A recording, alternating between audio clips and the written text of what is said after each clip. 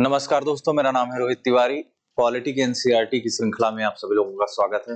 हम लोग कल चैप्टर 1 के कुछ बचे हिस्से पर बातचीत कर रहे थे और आज चैप्टर 2 का जो बचा कुचा हिस्सा है उस पर बात करेंगे। तो आज ये चैप्टर 2 का दूसरा पार्ट है। चूंकि चैप्टर्स थोड़े लंबे हो जा रहे हैं इसलिए मैंने उनको 2 पार्ट में डिवाइड कर दिया जिससे आपको चीजें आसानी से समझ में आए। ठीक है, तो हम लोग डेमोक्रेटिक पॉलिटिक्स पार्ट 1 पर बातचीत कर रहे हैं जिसमें संविधान की कुछ बेसिक अवधारणाओं को समझ रहे हैं। आज हम बात करेंगे भारतीय संविधान की कुछ मूलभूत अवधारणाओं को और उनके कुछ महत्वपूर्ण शब्दावलियां हैं उनकी बातचीत करेंगे और किस तरीके से भारतीय संविधान का निर्माण हुआ और भारतीय संविधान के निर्माण के दौरान कौन कौन सी समस्याएं उत्पन्न हुई, क्या किन किन कठिनाइयों का सामना करना पड़ा भारतीय संविधान निर्माताओं को, उन सारी चीजों के बारे में भी डिस्कस करेंगे। ठीक है, तो चलिए बिना किसी देरी के शुरू करते हैं।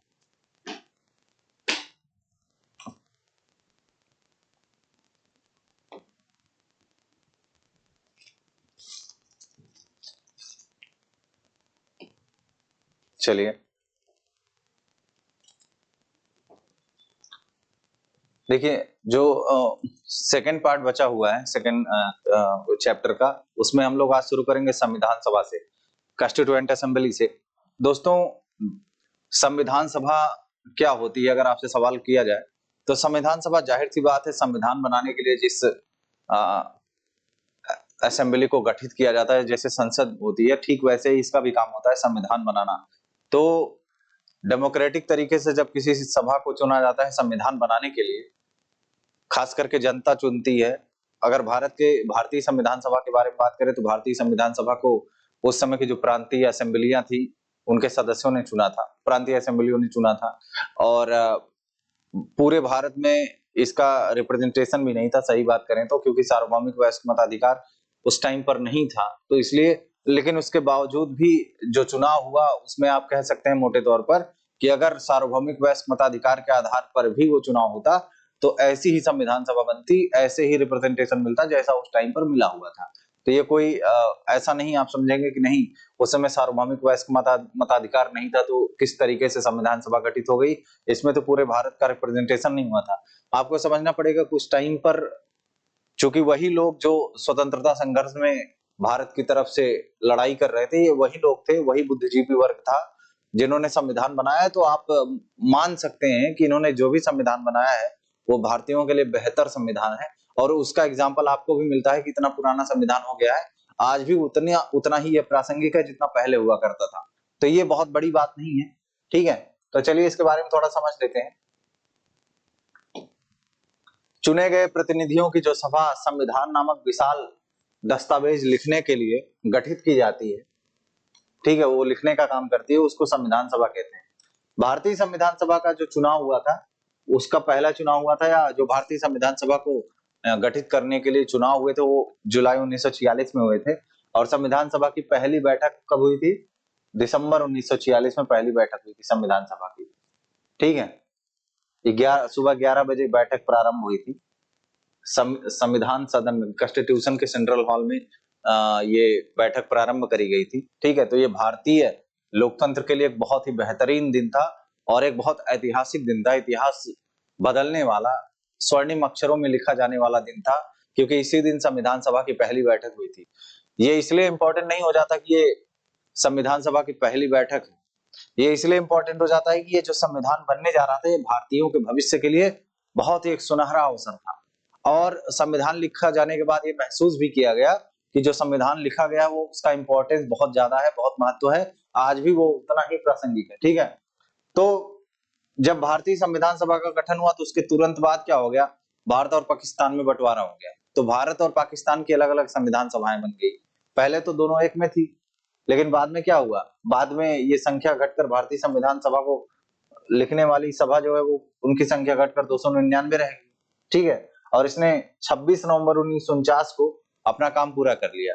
ठीक है, 26 नवंबर 1949 को इन्होंने पहला अपना काम पूरा किया और 26 जनवरी 1950 को, जिस दिन भारत के राष्ट्रपति को भी चुना गया, उसी दिन भारतीय संविधान सभा पूर्ण रूप से संविधान इसने लागू कर दिया और पूरे भारत में संविधान लागू हो गया 26 जनवरी 1950 को। इसी दिन हम हर साल 26 जनवरी को गणतंत्र दिवस के रूप में मनाते हैं, और 26 जनवरी आने वाला भी है तो गणतंत्र दिवस बड़े धूमधाम से मनाया जाएगा। ठीक है। और आपको बता दें कि अंतिम बैठक 24 जनवरी 1950 को हुई थी। संविधान सभा की जो अंतिम बैठक है वो 24 जनवरी 1950 की। हालांकि ये फैक्चुअल इंफॉर्मेशन है, आपको फिलहाल अभी कॉन्सेप्ट पर ध्यान देना है कि किस तरीके से अपने कॉन्सेप्ट को मजबूत कर सकते हैं, उस पर ध्यान दीजिए। ठीक है।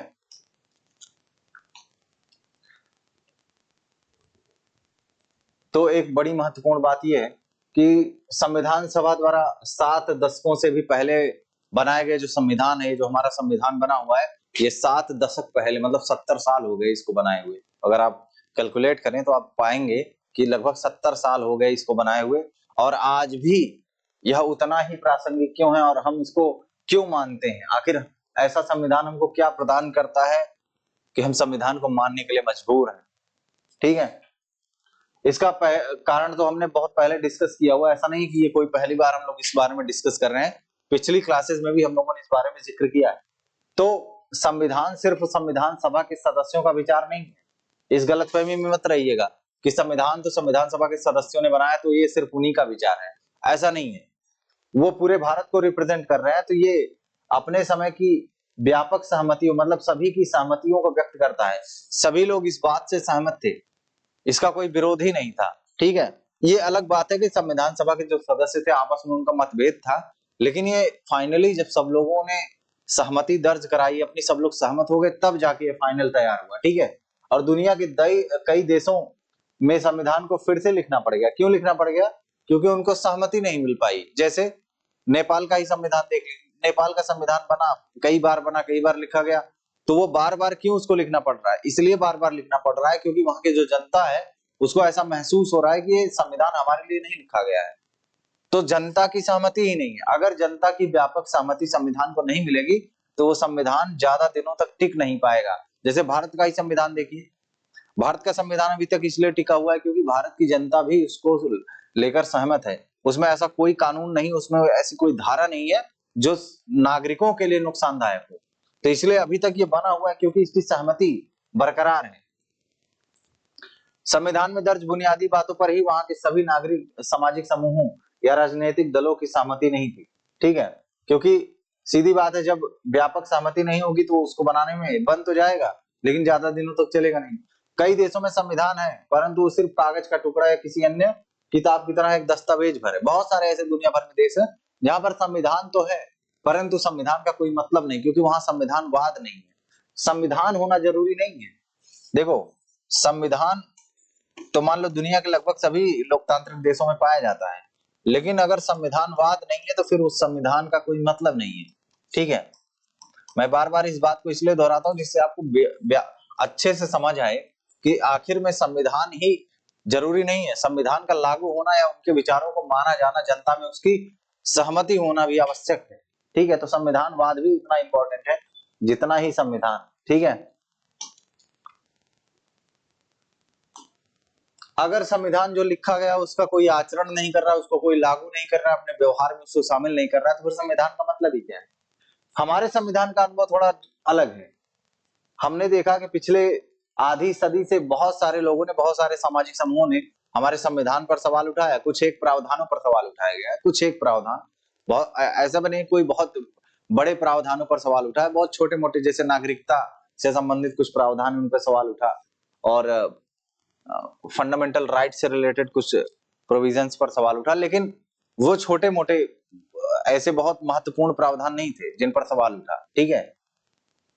कभी संविधान की वैलिडिटी पर सवाल नहीं उठाया गया।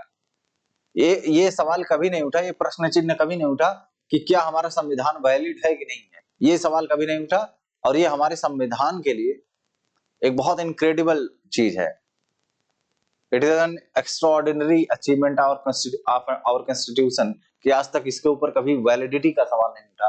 कभी भी ये नहीं सवाल उठाया गया कि क्या संविधान वैध है, इसकी वैधता पर कभी सवाल नहीं उठा। ये अपने आप में बहुत असाधारण बात है। ठीक है। संविधान को मानने का दूसरा कारण ये भी है कि संविधान सभा भी भारत के लोगों का ही प्रतिनिधित्व कर रही थी। रिप्रेजेंटेशन किसका हो रहा था? भारत की जनता का। संविधान की प्रस्तावना शुरू ही तो ऐसे होती है, हम भारत के लोग, we the people of India. वहीं से शुरू हो रही है। इससे मतलब ही पता चल रहा है कि संविधान किसने बनाया है, जनता ने बनाया है। संविधान में शक्तियां जो है वो किसने पैदा करी हैं, वो जनता ने ही दी है। संविधान को शक्तियां किसने अर्पित की हैं, जनता ने। ठीक है, तो इससे पता चलता है कि लोगों का भी समय रिप्रेजेंटेशन कर रहे थे संविधान सभा के लोग। ये बात अलग है कि सार्वभौमिक वयस्क मताधिकार नहीं था, ठीक है, इसलिए संविधान सभा का चुनाव जो है वो प्रत्यक्ष ढंग से नहीं हुआ था, लेकिन इसका चुनाव मुख्य रूप से प्रांतीय असेंबली के सदस्यों ने ही किया था, जिनका जिक्र हम पहले कर चुके हैं। ठीक है, प्रांतीय प्रांतीय असेंबली के सदस्यों ने संविधान सभा के सदस्यों का चुनाव किया, तो कहीं ना कहीं इनडायरेक्टली आप देख पाएंगे कि हाँ, वो भारत की जनता का ही रिप्रेजेंटेशन कर रहे थे, और तकरीबन 10 लाख लोगों पर एक प्रतिनिधि था। ठीक है, 10 लाख लोगों पर एक प्रतिनिधि को चुना गया था। तो ये भारत का भी रिप्रेजेंटेशन कर रहे हैं, क्योंकि ये वो लोग हैं, मैं बार बार इस बात को कह रहा हूं कि ये वही लोग हैं जिन्होंने भारतीय स्वतंत्रता संग्राम में बहुत अभूतपूर्व योगदान दिया है। ठीक है, तो ऐसे लोग अगर भारत का संविधान लिखेंगे तो भारत की जनता की श्रद्धा तो उसमें रहेगी, भारत की जनता का विश्वास तो उसमें रहेगा ही, क्योंकि ये वो लोग नहीं है जिन्होंने भारत को लूट लिया है, भारत के साथ विश्वासघात किया है। ये वो लोग हैं जिन्होंने अपने प्राणों को न्यौछावर कर दिया है, या अपनी कोई कसर नहीं छोड़ी है भारत को आजाद कराने में। तो ऐसे लोगों के साथ अगर भारत की जनता की सहमति या उनकी श्रद्धा नहीं होगी तो फिर किसके साथ होगी। ठीक है, उस टाइम पर सार्वभौम वयस्क मताधिकार नहीं था, ये ध्यान रखने वाली बात है।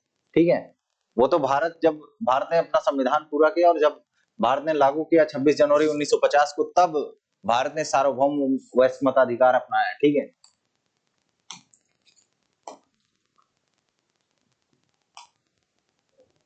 तो भले ही सार्वभौमिक वयस्क मताधिकार नहीं था, लेकिन रिप्रेजेंटेशन पूरे भारत से था।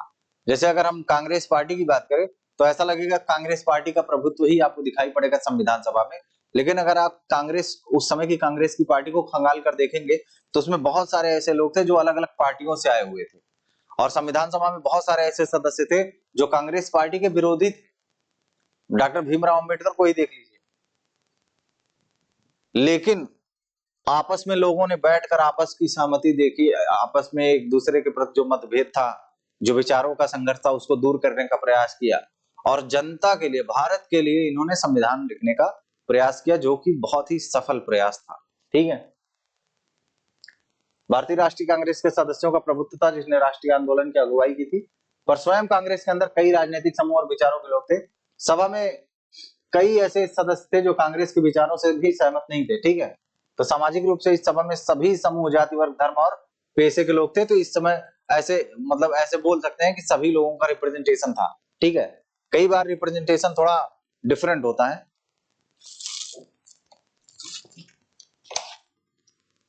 ठीक है, तो ये बात ध्यान रखना चाहिए। अगर संविधान सभा का गठन सार्वभौमिक वयस्क मताधिकार के जरिए होता तब भी इसका स्वरूप ऐसा ही होता जैसा उस टाइम पर था, जैसा बिना सार्वभौमिक वयस्क मताधिकार के होता है वैसा ही तब भी होता। ठीक है,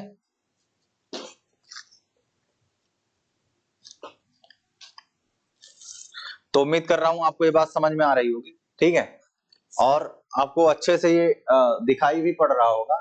ठीक है, चलिए आगे चलते हैं।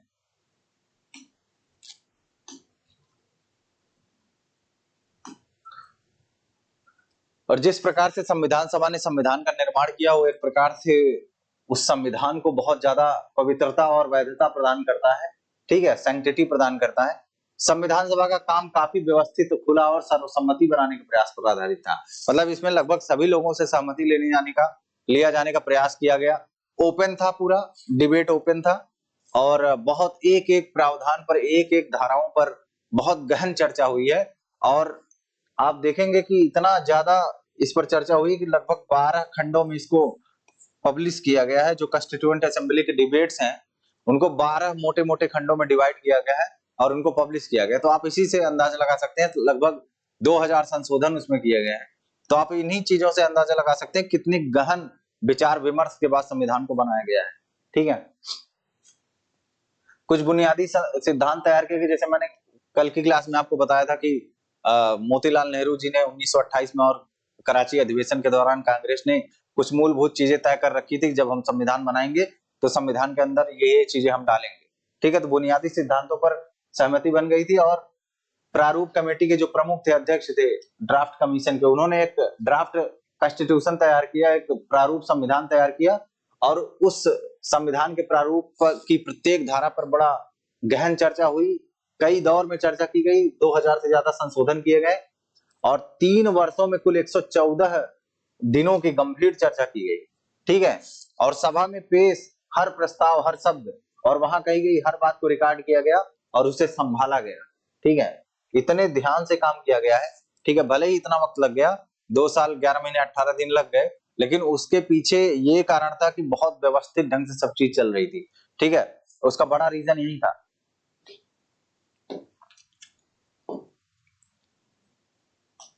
मैंने आपको बताया कि कंस्टिट्यूएंट असेंबली डिबेट्स नाम से 12 मोटे मोटे खंडों में इसको प्रकाशित किया गया था, पब्लिश किया गया था।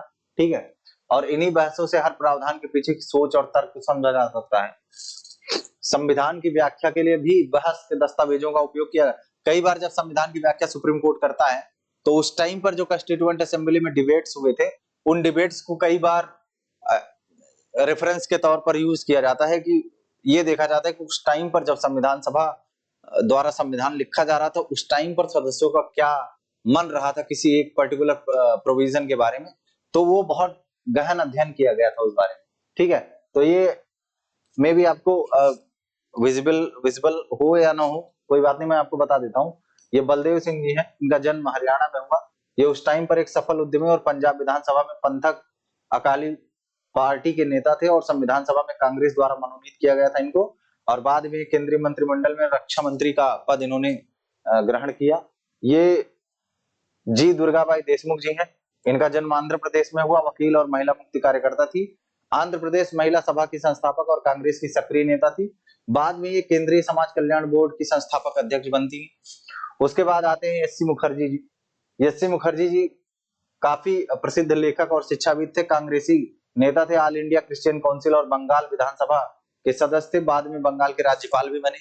ठीक है, तो ये बड़े ही महत्वपूर्ण लोग हैं जिन्होंने संविधान को बनाने में बड़ी महत्वपूर्ण भूमिका निभाई थी। इसके बाद के एम मुंशी हैं, जिनको हम कन्हैयालाल मणिकलाल मुंशी कहते हैं, के एम मुंशी साहब। इनका भी जन्म गुजरात में हुआ था, वकील थे, इतिहासकार और भाषाविद थे, कांग्रेसी नेता थे और गांधीवादी भी थे। तो बाद में केंद्रीय मंत्रिमंडल में ये मंत्री स्वतंत्र पार्टी के संस्थापक थे। श्यामा प्रसाद मुखर्जी के बारे में आप जानते होंगे, ये जनसंघ के संस्थापक थे और इनका जन्म पश्चिम बंगाल में हुआ। अंतरिम सरकार में उद्योग एवं आपूर्ति मंत्री बनाया गया था इनको। शिक्षाविद और वकील थे, हिंदू महासभा में सक्रिय रहते थे और भारतीय जनसंघ के संस्थापक हैं। ये है ड्राफ्ट कमीशन के हेड, प्रारूप समिति के अध्यक्ष और भारत के महानतम व्यक्तित्वों में से एक डॉक्टर भीमराव अंबेडकर साहब। इनका जन्म मध्य प्रदेश में हो रहा है, प्रारूप कमेटी के अध्यक्ष थे, सामाजिक क्रांतिकारी चिंतक थे, जातिगत बंटवारे और भेदभाव के खिलाफ अग्रणी आंदोलनकारी थे और इनका गांधी जी के साथ बड़ा मतभेद चल रहा था। बाद में स्वतंत्र भारत की पहली सरकार में ये कानून मंत्री बनते हैं और रिपब्लिकन पार्टी ऑफ इंडिया के संस्थापक माने जाते हैं। ठीक है, ये रिपब्लिकन पार्टी ऑफ इंडिया के संस्थापक है और ऐसा माना जाता है कि भारतीय संविधान के निर्माण में इनका बहुत महत्वपूर्ण योगदान रहा है। ठीक है,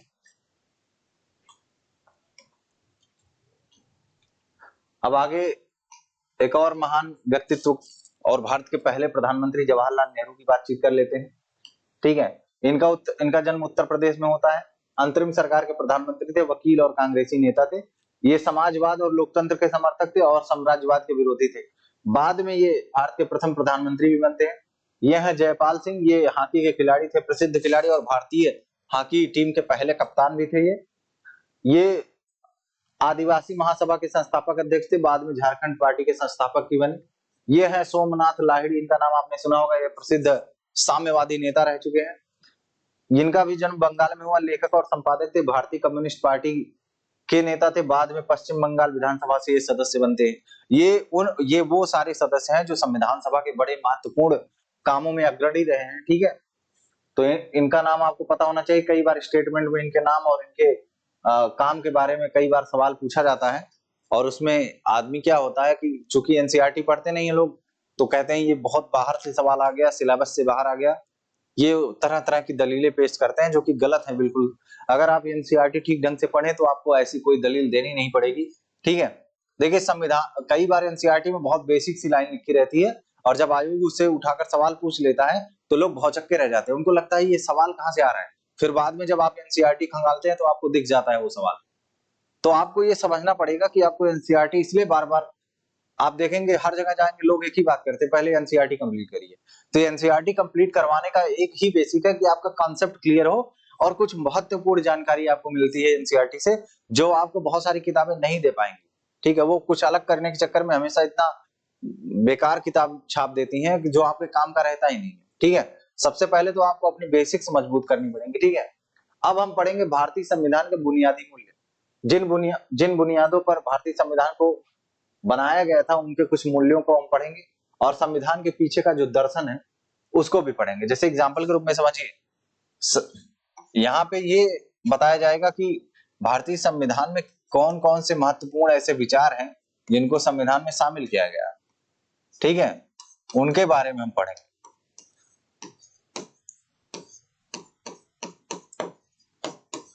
और भारतीय संविधान का मूलतः उद्देश्य क्या है, उसका निचोड़ क्या है, ये भी पढ़ेंगे। उसी को हम दर्शन बोलते हैं। ठीक है, निचोड़ क्या है, आखिर संविधान बनाया क्यों गया, भारतीय संविधान को बनाने का उद्देश्य क्या है, उससे क्या फायदा है, ऐसी कौन सी चीजें संविधान हमको प्रोवाइड कराएगा जिससे अगर हमको संविधान ना मिले तो हमको नुकसान हो जाएगा। तो इन्हीं सारी चीजों के बारे में बात करेंगे कि आखिर संविधान ऐसी क्या चीजें हमको देता है, क्या ऐसी चीजें प्रदान करता है जिससे हमको बहुत फायदा होता है। अब ये बातें आपको समझ में आएंगी तो आपको समझ में आएगा कि हाँ संविधान क्या है और उसका काम क्या है। कई बार हमको बहुत सारी चीजें पता होती हैं, लेकिन यूपीएससी ऐसा सवाल पूछता है जिसमें बहुत जानकारी की जरूरत नहीं है, उसमें सिर्फ कॉन्सेप्ट की जरूरत है, और उसी टाइम पर आप फेल हो जाते हैं। वो इसलिए फेल होते हैं क्योंकि आप संविधान में लिखी गई बातों को समझने का प्रयास करते नहीं है। आप संविधान में लिखी हुई बातों को समझते नहीं, रट्टा मार लेते हैं। फिर आपको लगता है कि आपको एम लक्ष्मीकांत तो आपकी तैयार हो गई है, कई बार तो एम लक्ष्मीकांत के ऊपर से सवाल आ जाता है। ठीक है, तो जब तक आप एनसीईआरटी पर पकड़ नहीं बनाएंगे एम लक्ष्मीकांत भी आपका कुछ नहीं कर पाएंगे, ये बात ध्यान रखिएगा। लक्ष्मीकांत साहब ने भी पहले एनसीईआरटी पढ़ी होगी। ठीक है, अब भारत के महानतम व्यक्तित्वों में से एक राष्ट्रपिता कहे जाने वाले महात्मा गांधी जी की बात करते हैं, जो 1931 में यंग इंडिया जिनकी किताब आई थी, उस किताब में उन्होंने क्या कहा, उन्होंने जब ये कहा कि जब भारतीय संविधान बनेगा, जब भारत आजाद होगा और भारत का जब संविधान बनेगा तो उस संविधान से गांधी जी को क्या अपेक्षाएं थी, गांधी जी क्या चाह रहे थे उस संविधान से, वही इन्होंने कहा है कि मैं भारत के लिए एक ऐसा संविधान चाहता हूं जो उसे गुलामी और अधीनता से मुक्त करे। ठीक है, तो इसमें बेसिक तौर पर ये खास करके संप्रभुता की बात कर रहे हैं और नागरिकों के अधिकारों की बात कर रहे हैं। मैं ऐसे भारत के लिए प्रयास करूंगा जिसे सबसे गरीब व्यक्ति भी अपना माने, मतलब ऐसा संविधान बने जो गरीब से गरीब लोगों को भी फायदा पहुंचाए। ऐसा ना हो कि इसका फायदा सिर्फ अमीरों तक रह जाए और जो दुख है और कष्ट है वो गरीबों तक पहुंच जाए। ट्रिकल डाउन थ्योरी में उनके पास सम्मान भी आना चाहिए, सुख भी पहुंचना चाहिए। ऐसा ना हो कि सिर्फ ट्रिकल डाउन में सिर्फ दुख ही पहुंचे उनके पास। ठीक है, गरीब व्यक्ति भी उसे अपना माने और उसे लगे कि देश को बनाने में उसकी भी भागीदारी है, पार्टिसिपेशन उसको महसूस होना चाहिए कि मैं भी इस देश के बनने में एक भागीदार रहा हूं। उसको कहीं अलगाव ना महसूस होने लगे, मैं इस देश का हिस्सा ही नहीं, मैं इससे अलग हूं। और जब किसी व्यक्ति के मन में ये भाव पैदा हो जाता है तो फिर वो देश का नहीं रह जाता और देश उसका नहीं रह जाता। तो इसलिए संविधान ऐसा बनना चाहिए जिससे ये महसूस हो लोगों को कि नहीं, हम संविधान का हिस्सा है, हम इस देश का हिस्सा है, इस देश के बनने बिगड़ने में हम भागीदार हैं। अगर देश बन रहा है तो भी हमारी भागीदारी है, देश बिगड़ रहा है तो भी हमारी भागीदारी है। ठीक है, ऐसा भारत जिसमें लोगों का उच्च वर्ग और निम्न वर्ग ना रहे। क्लास डिवीजन जो होता है, जो सोसाइटी में वर्ग डिवीजन हो जाता है कि नहीं आप अपर क्लास के हैं, ये लोअर क्लास के हैं, ये सिर्फ रेलवे में ही रहते ज्यादा बेहतर है, अपर और लोअर बर्थ। ठीक है, ये समाज में रहता है तो बहुत नुकसान कर देता है। तो गांधी जी मान रहे हैं कि ऐसा ना हो, ऐसा समाज भारत ऐसा हो जिसमें समुदाय के लोग मेलजोल से रहे, फ्रेटर्निटी की बात करें, बंधुत्व, मतलब सभी लोग एक दूसरे को अपने परिवार का सदस्य समझे, एक दूसरे के साथ भाईचारा रखें, ऐसा संविधान चाह रहे हैं। नशीली चीजों, छुआछूत इत्यादि चीजों से भी ये कह रहे हैं कि ये हमारे भारत में इसकी जगह नहीं होनी चाहिए। छुआछूत को भी समाप्त करने की बात कर रहे हैं। शराब और नशीली चीजों से और औरतों के इक्वालिटी की भी बात कर रहे हैं कि औरतों को भी उतना ही अधिकार मिलना चाहिए जितना मर्दों का है। तो कुल मिलाकर ये एक आदर्श संविधान बनाना चाह रहे हैं, और जो कि भारतीय संविधान को अगर आप देखेंगे तो इन सारी चीजों को आप देख पाएंगे कि भारतीय संविधान में ये सारी चीजें शामिल हैं। ऐसा नहीं कि इसमें से कोई ऐसा हिस्सा है जो संविधान में शामिल नहीं है। ठीक है, डीपीएसपी उठाएंगे तो आपको यहाँ पर शराब नशीली चीजों से मुक्ति की बात लिखी गई है।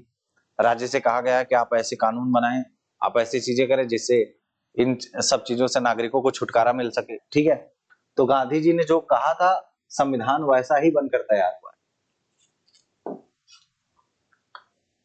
उसके बाद अंबेडकर साहब का भी अपना एक मानना था। अंबेडकर साहब बेसिक तौर पर यही चाहते थे कि गरीब, भेदभाव और गैर बराबरी मुक्त भारत का सपना उनके मन में चल रहा था कि ये जो भेदभाव चल रहा है, जातिगत आधार पर जो भेदभाव हो रहा है, ठीक है, असमानता का जो व्यवहार हो रहा है, अन्याय का जो व्यवहार हो रहा है, उससे मुक्ति चाहिए। ठीक है, असमानता को कैसे दूर करेंगे, इस पर अंबेडकर साहब का विचार गांधी जी से थोड़ा अलग था। गांधी जी का मानना दूसरा था, अंबेडकर का मानना दूसरा। अंबेडकर जी का मानना था कि ये जो ऊंच नीच का भेदभाव है, ये उच्च और निम्न श्रेणी का जो बंटवारा है समाज में, अगर ये रह गया तो आपको राजनीतिक स्वतंत्रता और समानता तो मिल जाएगी, लेकिन सामाजिक और आर्थिक समानता और स्वतंत्रता नहीं मिल पाएगी, तो कोई फायदा नहीं होगा। तो ये लोकतंत्र वैसे ही इसका विध्वंस हो जाएगा। गांधी जी मानते थे नहीं, गांधी जी वर्ण व्यवस्था में विश्वास करते थे। अंबेडकर साहब कहते थे अगर आप वर्ण व्यवस्था में विश्वास कर रहे हैं इसका मतलब आप समाज को बांट रहे हैं। यही बेसिक मुद्दा था गांधी जी और अंबेडकर के बीच विरोध का। ठीक है, उन्होंने अक्सर गांधी और उनके नजरिए की कटु आलोचना की। संविधान सभा में दिए गए अपने अंतिम भाषण में उन्होंने अपनी विचिंताओं को बहुत स्पष्ट ढंग से रखा था। उन्होंने स्पष्टतः कह दिया था कि हम राजनीतिक स्वतंत्रता, राजनीतिक समानता, राजनीतिक न्याय तो नागरिकों को दे सकते हैं, लेकिन जो समाज में बुराई फैली हुई है, जो समाज में आर्थिक और सामाजिक असमानता फैली हुई है, अन्याय फैला हुआ है, अगर वो दूर नहीं हुआ तो इस सम्मान का कोई मतलब नहीं है। ठीक है, इस न्याय का कोई मतलब नहीं है, और अगर ऐसा ही चलता रहा तो आने वाले वर्षों में भारतीय लोकतंत्र, भारतीय संविधान व्यवस्था वो चरमरा जाएगी। ठीक है, तो उसी को ठीक करने के लिए रिजर्वेशन शामिल किया गया है ना, जिससे एक तरीका बन पाए कि नहीं, कैसे भी करके हम उस व्यवस्था को बदलना चाह रहे हैं। इन्होंने अपने एक स्टेटमेंट में क्या कहा उसको समझ लीजिए। इन्होंने कहा कि 26 जनवरी 1950 को हम विरोधाभासों से भरे जीवन में प्रवेश करने जा रहे हैं। विरोधाभास, contradictions, life filled with contradictions. जैसे एग्जांपल के रूप में कह रहे हैं कि राजनीतिक न्याय तो हो गया, राजनीतिक स्वतंत्रता मिल गई, लोगों को एक वोट एक मूल्य का अधिकार मिल गया, सार्वभौमिक वैश्विक मताधिकार मिल गया, लेकिन समाज में जो बुराई फैली है उसका क्या होगा। ठीक है, इन्होंने कहा राजनीति के मामले में हमारे यहाँ समानता होगी, पर आर्थिक और सामाजिक जीवन असमानताओं से भरा होगा। इसी को कंट्राडिक्शन, एक दूसरे का विरोधी। राजनीति में हम एक व्यक्ति एक वोट, हर वोट का समान महत्व के सिद्धांत को मानेंगे। अपने सामाजिक और आर्थिक जीवन में हम अपने सामाजिक और आर्थिक ढांचे के कारण ही एक व्यक्ति एक वोट के सिद्धांत को नकारना जारी रखेंगे। भले ही राजनीति में, भले ही संविधान में ये हमको वैल्यू दिया गया है, लेकिन क्या समाज में ये चीजें हैं? समाज में तो ऊंच नीच किया जाता है। जो तथाकथित निम्न वर्ग के लोग हैं, जिनको समाज में ऐसे लोग बुलाते हैं, हालांकि ये कहना ठीक नहीं है, लेकिन फिर भी उदाहरण के रूप में समझिए, उनके वोट का कोई वैल्यू नहीं है। ठीक है, जो संभ्रांत लोग हैं, जो उच्च वर्ग है, वो कहता है कि आपके वोट का कहाँ कोई वैल्यू है, जिसको कहें उसको दीजिए, मतलब आपका अपना कोई मानना नहीं है, आपका अपना कोई अनुभव नहीं है, आपकी अपनी समस्या नहीं है, तो आपके वोट का कोई वैल्यू नहीं है। तो संविधान में तो वोट का वैल्यू दिया गया कि सबका वोट जो है बराबर है, लेकिन समाज में जो आर्थिक और सामाजिक असमानता व्याप्त है, उसकी वजह से क्या समस्या आ रही है, उसकी वजह से ये हम सही ढंग से लागू नहीं कर पा रहे हैं। ठीक है, हम इस विरोधाभास पूर्ण जीवन को कितने लंबे समय तक जीते रहेंगे? हम अपने सामाजिक और आर्थिक जीवन में कब तक समानता को नकारते रहेंगे? अगर यह नकारना ज्यादा लंबे समय तक चला तो हम अपने राजनीतिक लोकतंत्र को ही संकट में डाल देंगे। जो पॉलिटिकल डेमोक्रेसी है वो संकट में आ जाएगी। सामाजिक और आर्थिक असमानता की वजह से, हमारी बुराइयों की वजह से हमारा लोकतंत्र खतरे में पड़ जाएगा। तो ये बात कहना चाह रहे हैं अम्बेडकर साहब।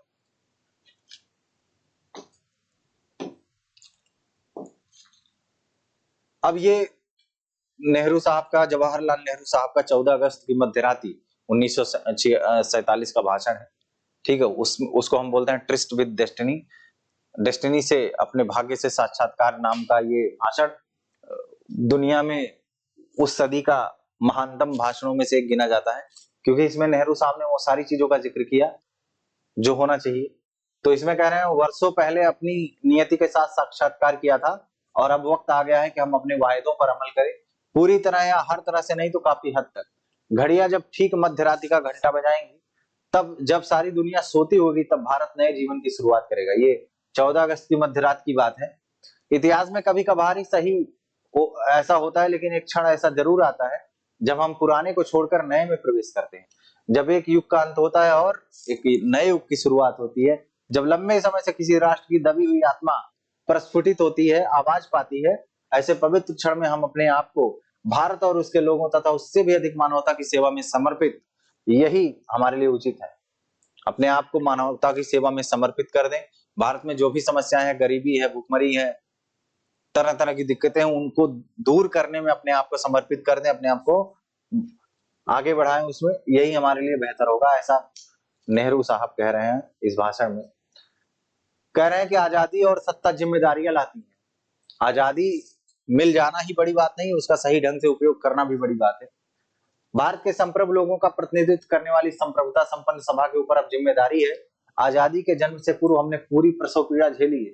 यहाँ पर नेहरू साहब ये कह रहे हैं कि हमने आजादी तो प्राप्त करी है, लेकिन उसकी अपनी एक कीमत है। जैसे कोई बच्चा जन्म लेता है तो माता, जो माँ है, उसको प्रसव पीड़ा झेलनी पड़ती है। उसी तरीके से भारत नामक जब नए बच्चे का जन्म होता है, भारत आजाद होता है, तो भारत, हमारी जो माता है, उनको बहुत प्रसव पीड़ा झेलनी पड़ रही है। इसका मतलब है, आप देख रहे होंगे वो उस टाइम पर भारत और पाकिस्तान का बंटवारा हुआ, बहुत सारे लोग मारे गए, तो ये अपने आप में बहुत तकलीफ देह बात है। उसी चीज को इंडिकेट करते हुए नेहरू साहब कह रहे हैं कि पूरी प्रसव पीड़ा झेली और इस क्रम में हुए दुखों से हमारा दिल अभी भी भारी है। इसमें कुछ दर्द अभी भी बने हुए। बहुत सारी दिक्कतें उस टाइम पर थी, जो रियासतें थी वो अभी एक होने के लिए तैयार नहीं थी। कुछ लोग, कुछ रियासतें पाकिस्तान में शामिल होना चाहती थी, कुछ स्वतंत्र रहना चाहती थी। उस समय अलगाववाद चरम पर था, तो भारत देश को एक करना भी उस समय थोड़ा मुश्किल काम ही था। ठीक है, तो उन्हीं सब चीजों को कोट करते हुए कह रहे हैं कि अभी भी बहुत सारी समस्याएं बनी है। इतिहास अब बीत चुका है और हम भविष्य हमें सुनहरे संकेत दे रहा है। भविष्य बहुत आराम करने या सुस्ताने का नहीं है। ऐसा नहीं कि आपको आजादी मिल गई तो आप चलिए आराम कर लीजिए, सुस्ताइए, ऐसा नहीं, बल्कि उन वायदों को पूरा करने के लिए निरंतर प्रयास करने का है, जिन्हें हमने अक्सर किया है, और एक शपथ हम आज भी लेंगे। भारत की सेवा करने का अर्थ है दुख और परेशानियों में पड़े लाखों करोड़ों लोगों की सेवा करना। इसका अर्थ क्या है? दरिद्रता, गरीबी, अज्ञानता, शिक्षा, बीमारियों, हेल्थ को सही रखना, अवसर की समानता का, अवसर की असमानता का अंत करना। ठीक है, हमारे युग के महानतम आदमी की कामना हर आंख से आंसू पूछने की है। संभव यह है, यह काम हमारे भर से पूरा ना हो जब तक लोगों की आंखों में आंसू है।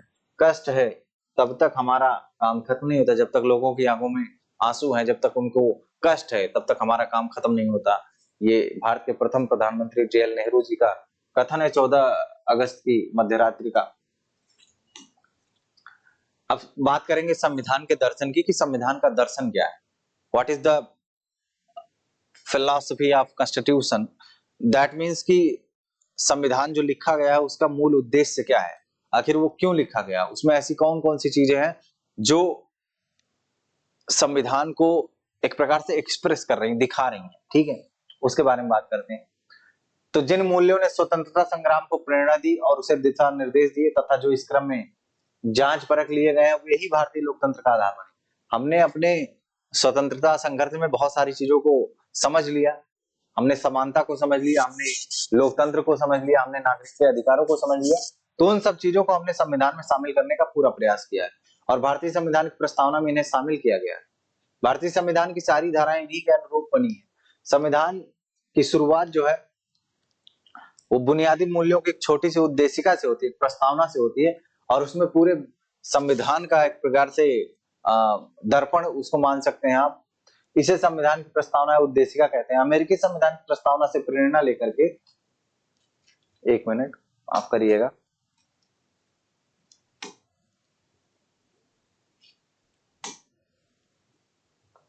ठीक है। भारतीय संविधान की जो हमने प्रस्तावना बनाई है उसको हमने अमेरिकी संविधान से प्रेरणा ली है, अमेरिकी संविधान की प्रस्तावना से। तो समकालीन दुनिया के अधिकांश देश अपने संविधान की शुरुआत एक प्रस्तावना के साथ करते हैं, जैसा कि अमेरिका ने, दक्षिण अफ्रीका ने इत्यादि देशों ने किया हुआ है। ठीक है, चलिए आगे चलते हैं।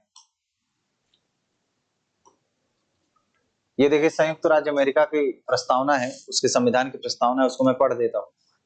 अधिक अच्छा संघ बनाने, न्याय की स्थापना करने, घरेलू शांति बनाने, साझा सुरक्षा व्यवस्था बनाने, जन कल्याण को बढ़ावा देने तथा अपने और अपनी समृद्ध स्वतंत्रता का लाभ देने के लिए संयुक्त राज्य अमेरिका के इस संविधान को स्थापित करते हैं और इसका अभिषेक करते हैं। तो यहाँ पर बात करी है न्याय की, संघ की और घरेलू शांति, साझा सुरक्षा व्यवस्था करने और जन कल्याण, वेलफेयर स्टेट, इसकी बात कर रहा है। ठीक है, स्वतंत्रता की बात कर रहा है। अमेरिकी संविधान की जो प्रस्तावना है वो इन सब चीजों को उजागर कर रही है।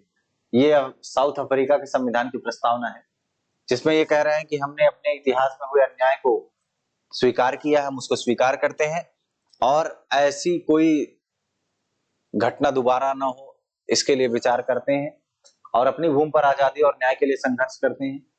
ठीक है, और जिन लोगों ने कष्ट, ये आजादी और न्याय प्राप्त करने के लिए जिन लोगों ने कष्ट उठाए हैं उनको सलाम करते हैं, उनको प्रणाम करते हैं और अपने देश को बनाने और विकसित करने में मदद करने वालों का आदर भी करते हैं और मानते हैं कि दक्षिण अफ्रीका उन सभी का है जो दक्षिण अफ्रीका में निवास करते हैं। ऐसे सभी लोग जो दक्षिण अफ्रीका में रहते हैं उन सभी का दक्षिण अफ्रीका है।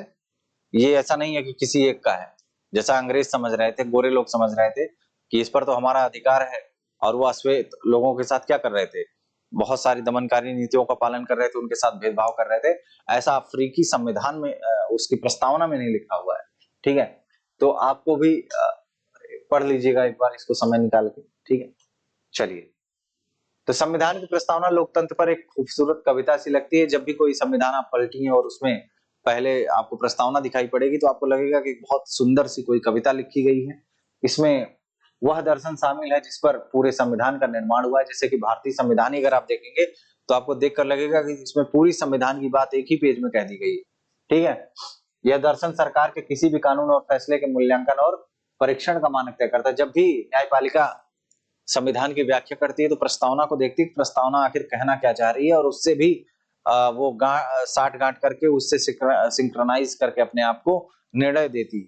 ठीक है, पंडित ठाकुर दास भार्गव जी ने भारतीय संविधान की आत्मा कहा है प्रस्तावना को। ठीक है,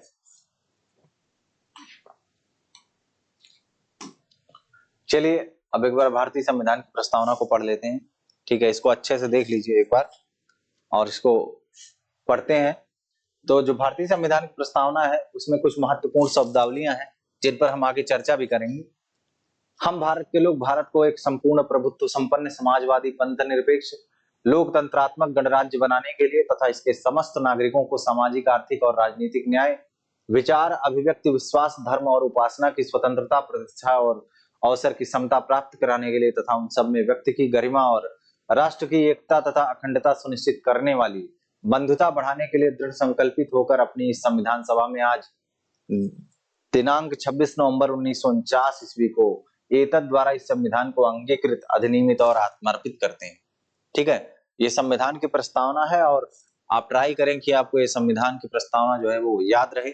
इसमें बहुत महत्वपूर्ण शब्दावलियां हैं, उन शब्दावलियों से संबंधित बहुत सारे सवाल अक्सर आते रहते हैं, कई बार उनका क्रम लिखने को दे दिया जाता है। ठीक है, लेकिन आज हमारी क्लास का उद्देश्य है, आज की जो क्लास है उसमें उद्देश्य है कि इन सारे जो शब्दावलियां लिखी हैं इनका अर्थ हमको समझ में आए, इनका मतलब समझ में आए। रट्टा मारना तो दूसरी बात है, हमको समझना है कि आखिर ये कहना क्या चाह रही है। ठीक है, तो चलिए एक एक करके सभी शब्दों को सुनते हैं और उनके बारे में समझते हैं। ठीक है, चलिए। तो जो प्रस्तावना में पहला लिखा हुआ है, पहली लाइन लिखी है, उसमें कहा गया है हम भारत के लोग, we the people of India, हम भारत के लोग भारत को। अब ये जो हम भारत के लोग शब्द लिखा हुआ है उसका मतलब क्या है ये समझने का प्रयास करिए। आखिर ये जो लिखा हुआ है कि हम भारत के लोग, उसका मतलब होता क्या है। तो भारत के संविधान का निर्माण किसने किया है, भारत के लोगों ने किया है, तभी तो बोल रहे हैं हम भारत के लोग। ठीक है, और उन्होंने अपने प्रतिनिधियों के माध्यम से इसका निर्माण किया, ना कि इसे किसी राजा या किसी बाहरी आदमी ने उन्हें दिया है। मतलब कि भारतीय संविधान भारत की जनता ने उसको निर्मित किया है, ना कि ब्रिटेन ने निर्मित किया है, ना कि किसी राजा ने निर्मित किया है। तो हमारा संविधान किसने बनाया है? हमने ही बनाया है। हम भारत के लोग, we the people of India. ठीक है, भारत के संविधान का निर्माण किसने किया है? भारत की जनता ने ही किया है। ठीक है, अब इसमें एक शब्द प्रयोग किया गया है जिसका नाम है समाजवादी, सोशलिस्ट। अब इसका मतलब समझिए।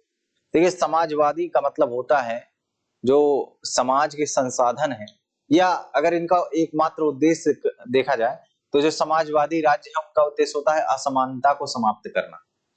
ठीक है, असमानता को समाप्त करने का काम करते हैं।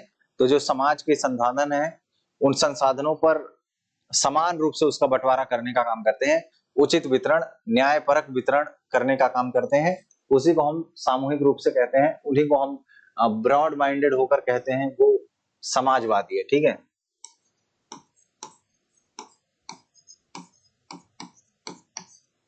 और इससे एक बात ये भी आप समझ सकते हैं, इसमें व्यक्ति के बजाय समूह को महत्व दिया जाता है।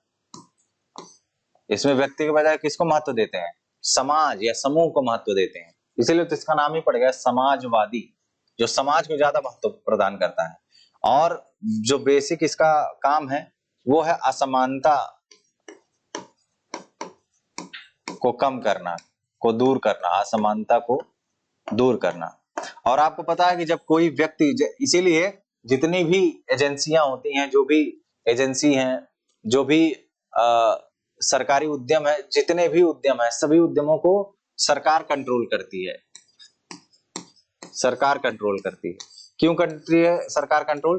क्योंकि सरकार अगर कोई काम करेगी तो वो समाज के कल्याण के लिए करेगी। सरकार कोई भी काम करेगी जनता के कल्याण के लिए। लेकिन अगर कोई व्यक्ति काम करेगा तो व्यक्ति क्या करता है? व्यक्ति जनता के कल्याण के लिए काम नहीं करता, व्यक्ति अपने लाभ के लिए काम करता है। तो इसलिए जितने भी एजेंसी हैं, जो भी इंडस्ट्रीज हैं, उन इंडस्ट्रीज पर किसका कंट्रोल रहता है? सरकार का कंट्रोल रहता है, राज्य का कंट्रोल रहता है। ठीक है, और इसमें यह भी है कि आपकी जितनी कैपेसिटी है आप काम करिए, लेकिन जो भी इनकम आएगी उसमें बात करी जाती है कि ये सबको बराबर जाएगी, जिसकी जितनी जरूरत है। तो समाज में संपदा सामूहिक रूप से पैदा होती है, जो रिसोर्सेज होते हैं वो सामूहिक रूप से पैदा होते हैं। समाज में उसका बंटवारा समानता के आधार पर होना चाहिए। सरकार जमीन और उद्योग धंधों की हकदारी से जुड़े कायदे कानून इस तरह बनाए कि सामाजिक आर्थिक असमानताएं कम हो। ठीक है, सामाजिक आर्थिक असमानताओं को कम करने के लिए भी कानून बनाना पड़ता है समाजवादी देशों को, समाजवादी राज्यों को। ठीक है, तो ये बात समझ में आ गई होगी उम्मीद करता हूं। चलिए आगे चलते हैं। ठीक है, अब अगली बात करते हैं, देखते हैं वो क्या कह रहा है। अब देखिए, प्रभुत्व संपन्न की बात कर रहा है। प्रभुत्व संपन्न क्या होता है? तो प्रभुत्व संपन्न की अगर बात करें तो प्रभुत्व संपन्न राज्य की बात करेंगे तो प्रभुत्व संपन्न राज्य का मतलब होता है ऐसा राज्य जिसके ऊपर ना तो बाहरी कोई नियंत्रण हो, ना तो कोई आंतरिक नियंत्रण हो। मतलब अगर उसको कोई निर्णय लेना हो तो उसके निर्णय पर किसी बाहरी तत्व का, किसी बाहरी देश का दबाव ना हो, आंतरिक दबाव भी ना हो। जैसे किसी देश में प्रेशर ग्रुप है, दबाव समूह है, पार्टियां है, बहुत सारे जनसमूह होते हैं, किसी का भी दबाव ना हो निर्णय लेने की प्रक्रिया में, उसी को हम बोलते हैं संप्रभुता, सोवर्निटी बोलते हैं उसको। और किसी एक राज्य का, किसी राज्य या देश का संप्रभु होना बहुत जरूरी होता है। ठीक है, और राज्य का अनिवार्य तत्व भी, अगर संप्रभुता चली गई तो राज्य राज्य नहीं रह जाएगा। राज्य अगर राज्य बना रहना चाहता है तो संप्रभुता उसके साथ रहनी जरूरी है। ठीक है, तो लोगों को अपने से जुड़े हर मामले में फैसला करने का सर्वोच्च अधिकार है। ठीक है, लोगों को अपने से जुड़े हर मामले में फैसला करने का सर्वोच्च अधिकार है। कोई भी बाहरी शक्ति भारत की सरकार को आदेश नहीं दे सकती।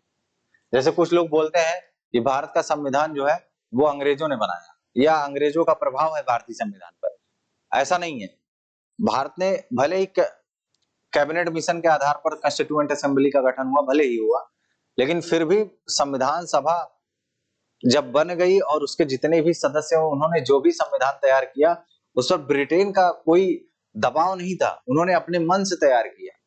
वो संप्रभु लोग थे। जैसे सवाल पूछते हैं क्या संविधान सभा संप्रभु है? बिल्कुल संप्रभु है। निर्वाचित और मनोनीत सभा थी जिसमें भारत की जनता का रिप्रेजेंटेशन कर रहे थे लोग, और उस पर ब्रिटेन जैसे देश का कोई दबाव नहीं था। ठीक है, तो ये बात आपको समझना होगा। दूसरा शब्द है पंथ निरपेक्षता। तो पंथ निरपेक्षता मतलब है नागरिकों को किसी भी धर्म को मानने की पूरी स्वतंत्रता है, राज्य का उसमें कोई हस्तक्षेप नहीं है। राज्य धर्म के मामले में न्यूट्रल रहेगा, उदासीन रहेगा। ठीक है, लेकिन कोई भी धर्म आधिकारिक नहीं होगा। सरकार सभी धर्म, धार्मिक मान्यताओं और आचरणों को सम्मान देती है, चाहे वो हिंदू, मुस्लिम, सिख, ईसाई, जैन, बौद्ध, कोई भी धर्म हो, सबको समान रूप से सम्मान प्रदान करेगी सरकार। ठीक है, किसी के साथ भेदभाव नहीं होगा। ऐसा नहीं होगा कि हिंदू धर्म को बहुत बढ़ाया जाएगा या मुस्लिम धर्म को दबा दिया जाएगा या बौद्ध धर्म को उठाया जाएगा, ईसाई धर्म को दबाया जाएगा, ऐसा कुछ नहीं होगा। राज्य या सरकार जो है वो सभी धर्मों को समान रूप से सम्मान देगी। ठीक है, अब इसमें अगला अगला शब्द है गणराज्य, रिपब्लिक। रिपब्लिक का मतलब होता है जो शासन का प्रमुख है, जैसे राष्ट्रपति या प्रधानमंत्री, वो लोगों के द्वारा चुना जाएगा, न कि किसी वंश या राजवंश का हो या राज खानदान का। जैसे सऊदी अरब में राजवंश चलता है, पहले पिता हुए, फिर उनके पुत्र, फिर उनके पुत्र।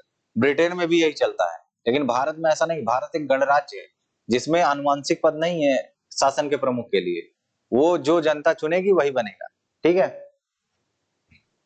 लगभग सारे राजनीतिक पद ही, ऐसा नहीं कि कोई कोई पद भी नहीं, सारे राजनीतिक पद ऐसे ही होते हैं, ये बात ध्यान रखिएगा। चलिए आगे समझते हैं, समता की बात करते हैं, इक्विटी की बात करते हैं। तो कानून के समक्ष सभी लोग समान होंगे और पहले से चली आ रही जो सामाजिक असमानता है उनको दूर करने का प्रयास किया जाएगा और उनको समाप्त होना होगा। इसीलिए भारतीय संविधान में अनुच्छेद 17 और 18 भी शामिल है।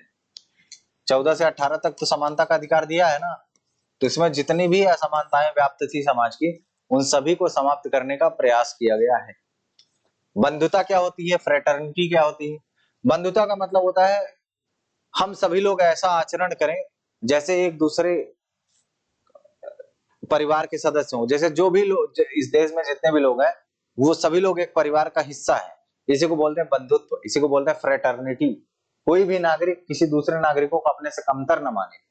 ये भी बात है कि हम एक दूसरे का सम्मान करेंगे, ऐसा ना हो कि हमको लगे कि हम सुपीरियर हैं और सामने वाला नीचे है हमसे, ऐसा नहीं मानेंगे। सभी लोग एक दूसरे को समान रूप से सम्मान देंगे, परस्पर सम्मान करेंगे और सबको एक परिवार का सदस्य मानेंगे। इसी को बोलते हैं बंधुत्व, इसी को बोलते हैं फ्रेटर्निटी। ठीक है,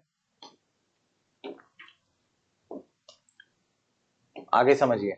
स्वतंत्रता, जब बात संविधान और राज्य की करी जाए तो फिर स्वतंत्रता का तात्पर्य वहां पर होता है कि नागरिक कैसे सोचेगा, किस तरह सोचेगा, अपने विचारों को अभिव्यक्त करेगा, अपने विचारों को किस तरह अमल करेगा, इन सारी चीजों पर राज्य का कोई कंट्रोल नहीं होगा। ठीक है, इस पर कोई अनुचित पाबंदी नहीं लगाई जाएगी। जैसे वाक और अभिव्यक्ति की स्वतंत्रता है, आपको कोई अनुचित पाबंदी लगेगी, लेकिन वो उचित पाबंदी होगी, अनुचित नहीं होगी। इसलिए उसको बोलते हैं रीजनेबल रिस्ट्रिक्शंस, युक्त युक्त निर्बंधन। जो भी निर्बंधन होगा वो युक्त युक्त होगा, तार्किक होगा। ऐसा नहीं कहा तार्किक रूप से, ऐसा नहीं बिना किसी कारण आपको बोल दिया जाएगा अब आप चुप रहेंगे, आप नहीं बोलेंगे। हाँ, कुछ ऐसा बोल रहे हैं जिससे जनता में फूट पड़ रही है, जनता में संघर्ष हो रहा है, तो आपको बोलने से रोक दिया जाएगा। ऐसा नहीं कि तब भी आपको बोलने से नहीं रोका जाएगा।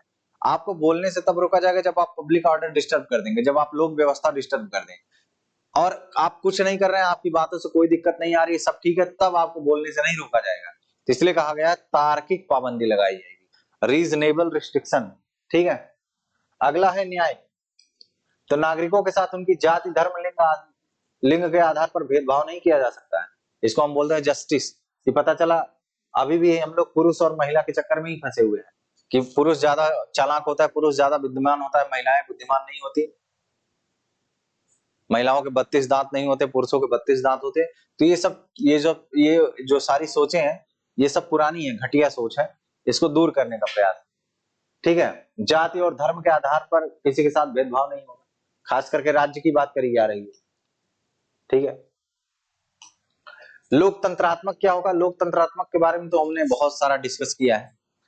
सरकार का ऐसा स्वरूप जिसमें लोगों को समान राजनीतिक अधिकार प्राप्त हो, हर नागरिक को समान राजनीतिक अधिकार, सबको मत देने का समान अधिकार हो, सबको चुनाव लड़ने का समान अधिकार हो, सबको चुनाव सरकारी ऑफिस में जाने का समान अधिकार हो, ये है राजनीतिक अधिकार। ठीक है, ये सबको बराबर मिले, लोग अपने शासन का चुनाव करते हैं और उससे जवाबदेह बनाते हैं, ये कुछ बुनियादी नियमों के अनुरूप चलती है। ठीक है, डेमोक्रेसी के बारे में तो हमने बहुत विशेष, बहुत अच्छे तरीके से डिस्कस किया हुआ है। ठीक है, अगर आप पीछे के लेक्चर्स जाके पढ़ेंगे तो आपको बहुत अच्छे से समझ में आ जाएगा।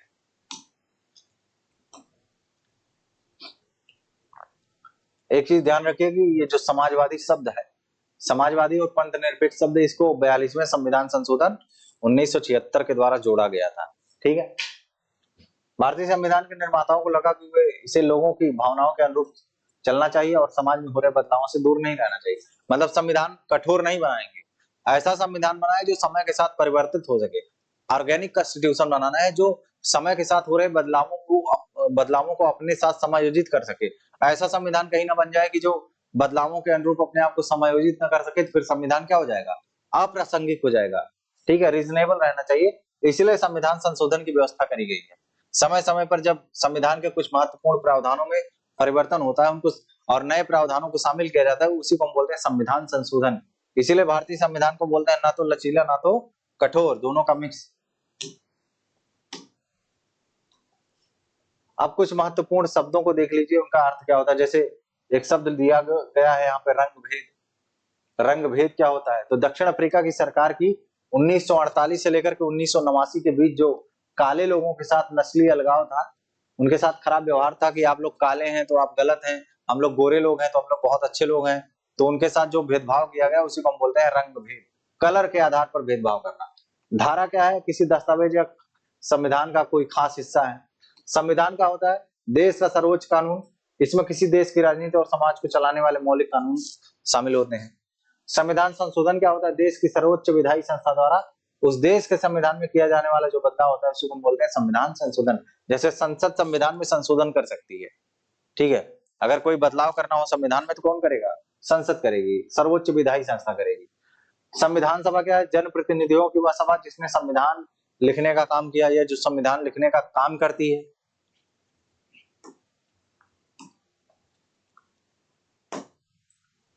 प्रारूप क्या होता है, प्रारूप मतलब एक प्रकार का ड्राफ्ट होता है। जैसे कोई कानूनी दस्तावेज बन रहा हो, जैसे संविधान ही बन रहा हो, तो पहले उसका एक ड्राफ्ट तैयार करते हैं और उस ड्राफ्ट को बार बार पढ़ते हैं, एनालाइज करते हैं किसमें और कौन कौन से संशोधन किए जा सकते हैं और कौन कौन से बदलाव कर सकते हैं। जैसे जो ड्राफ्ट कमेटी थी संविधान सभा की, उसके हेड कौन थे, उसके हेड थे अंबेडकर साहब।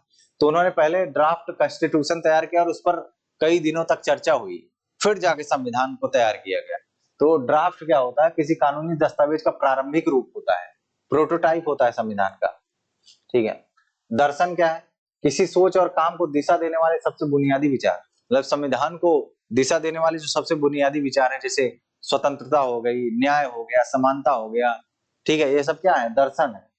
प्रस्तावना क्या है, संविधान का वह पहला कथन जिसमें कोई देश अपने संविधान के बुनियादी मूल्यों और अवधारणाओं को स्पष्ट ढंग से कहता है। जैसे भारतीय संविधान की प्रस्तावना, वो अपने संविधान के पूरी बातों को बस एक ही पेज में कह देती है। ठीक है, देशद्रोह क्या होता है, देश की सरकार को उखाड़ फेंकने की कोशिश करने वाले अपराध, उसी को बोलते हैं देशद्रोह। ठीक है, तो ये आज का लेक्चर था, आज के लिए बस इतना ही। अगर आपको कोई बात ना समझ आई हो, कोई शब्दावली नहीं समझ आई तो आप सीधे पूछ सकते हैं, व्हाट्सएप पे मैसेज कर सकते हैं या हमसे पर्सनली क्वेश्चन कर सकते हैं, यूट्यूब पर कमेंट कर सकते हैं। अच्छे से पढ़िएगा, अच्छे से समझिएगा। उम्मीद करता हूं आपको क्लासेस समझ में आएंगी। थैंक यू वेरी मच आज के लिए।